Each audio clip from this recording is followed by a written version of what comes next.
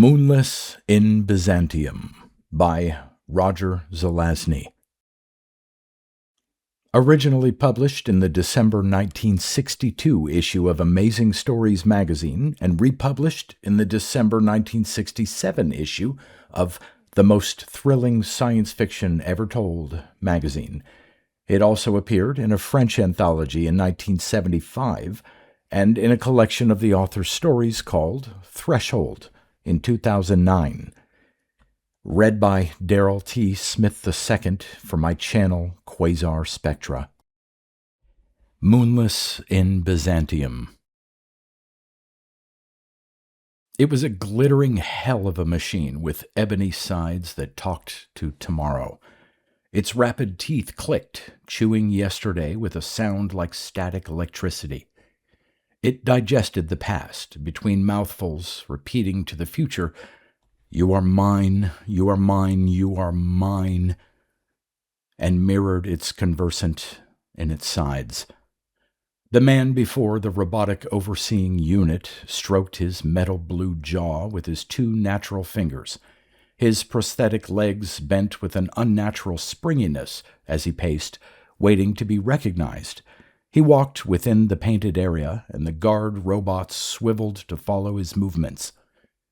Finally, the panel before him glowed. The clicking became a hum. Words poured from the meshed-in cornucopia. "William Butler Yeats, you are charged with writing on washroom walls. How do you plead?" "Not guilty," he replied, continuing to pace. "I, not William Butler Yeats." "It is noted that you should not be. You are further charged with the illegal possession of a name, the use of illicit vocabulary, and the possession of writing instruments. How do you plead to these charges?" "I not William Butler Yeats," he repeated. "I no longer know what words cut gab remove from language." "What do you mean by writing instruments?" He stood still, like a crow balanced on a wire. The robots ceased their swiveling. "When you were apprehended in the Section 9 washroom, you had in your possession 4 sticks and a burning unit you had used to char their ends. You were, at that time, inscribing 'Sailing to Byzantium' upon the wall of that same washroom. Do you deny this?" "No," he said. "Then the plea is entered as guilty. It is suggested that you are also the party guilty of similar offenses over many years. Do you deny or affirm this suggestion?" "Why not?" he shrugged. "Sure, I write them all." "Then you are guilty of a capital offense. You signed each of them William Butler Yeats, and the possession of a name automatically requires the maximum penalty." "I don't sign them all that way," he slurred. "Yeats don't write them all." "Once would have been enough, but it is entered that you state you did not sign them all William Butler Yeats. Who wrote the others?" "I don't know. Some of them I just hear, remember. Others I write myself." Admitting to the mechanical reproduction of words, legal or illegal words, lays you open to another finding of guilty. Cut-gab violation 003, penalty 10, waived since you are undergoing the maximum. "Thank," he observed. "There was time when every man privileged to write on washroom wall." "There was," answered ROU, "but in those days they wrote healthy, sexful things to encourage the propagation of the species. You, William Butler Yeats, are an example of why such practices are no longer permitted." There was a high-speed chattering within the IDP drums. Then ROU continued. "You put your words together into meaningless sentences. You write of things which are not so, and when you write of things which do exist, you distort reality in such a manner that it, too, becomes false. You write without purpose or utility, which is why writing itself has been abolished. Men always lie when they write or speak." The man's pointed platinum ears twitched and fanned wide. "For this reason you destroy language except necessaries? For this reason you replace language with mechanical non-word? For this reason you disassembled language, like people when they break down?" He held up a claw-like fist, then clanged it against his chest. "ROU, you reduce soul to parasite. I am 300 years old, and what remain of my body scream at you, my soul scream." "Contempt! Contempt!" boomed the speaker. "You have used a forbidden word."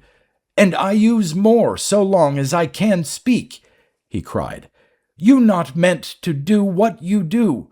Man not a machine. He build you." He clutched his throat. His voice box had been deactivated. He covered his half-fleshed face with both claws and clicked to his knees. "First," said ROU, "no man built me. I have always existed. Inefficient man could never have realized such purity of purpose and design. I have done your species a favor and included it in my great shop. I have extended your life. I have improved upon your design. There are very few men who have protested against this, and they represented defective workmanship such as you display. Still, I salvaged what I could of them."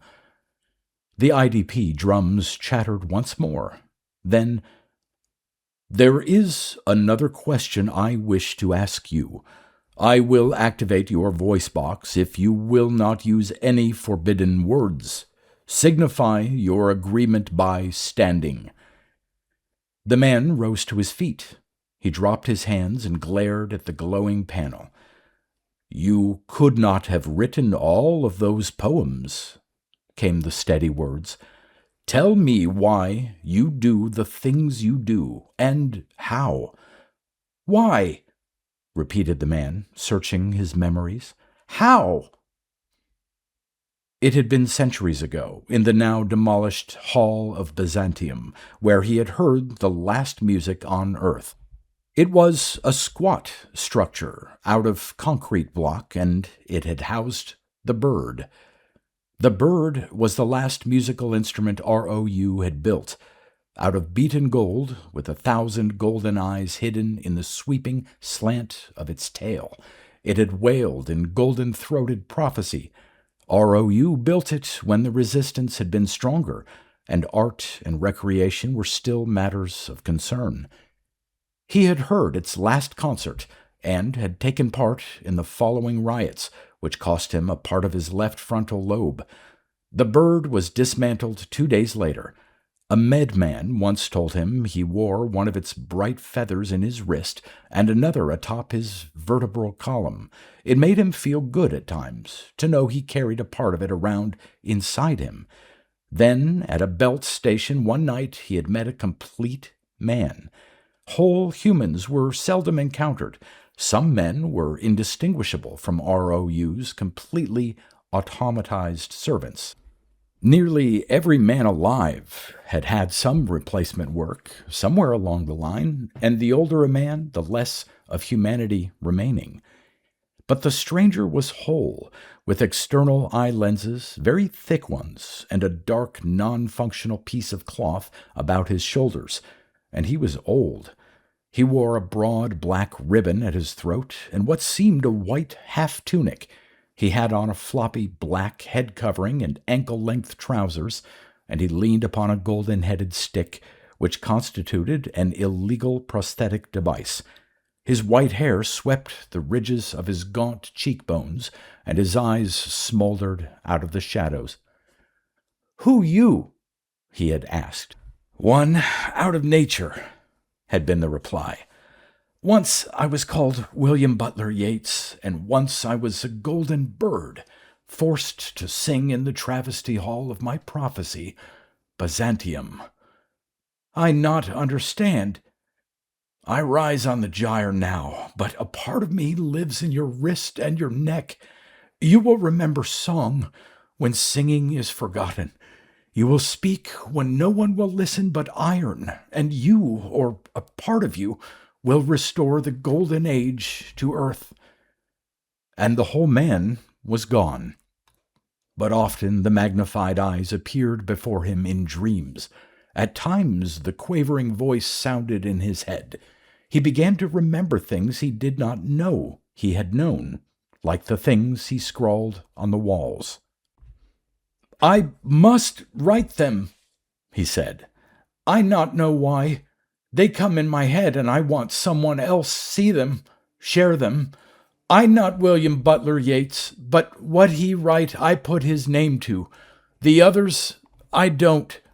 You wrote one, said ROU, which either criticized or praised the entire biomechanical process.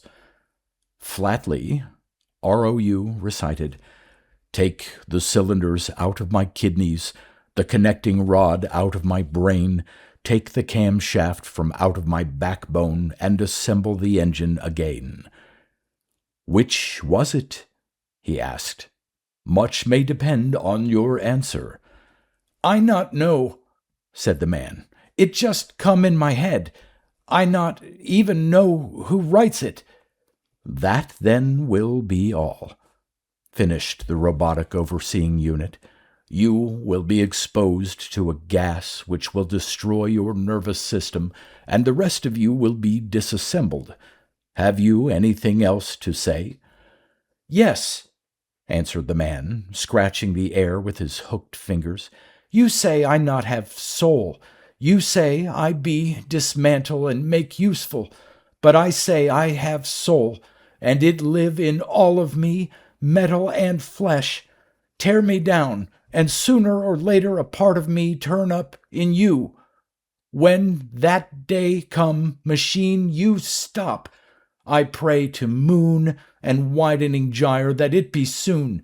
I swear by moon and widening gyre. I pray to night, and I swear. His voice ceased. Contempt, said the machine. You are a useless unit. The panel went dark. The guard robots rolled into the painted area where the man stood. They carried him along a corridor to the room where death oozed from the walls. His vocal mechanism clicked back on, but there was no one to talk to. I shall have name, he told the guards as they thrust him into the room, but they did not hear him. He plunged sharp fingers through the flesh of his thigh as the door slammed. Choking, he bloodied his last wall. If I be bolt, I stick in your throat. If I be nut, I break in your gut.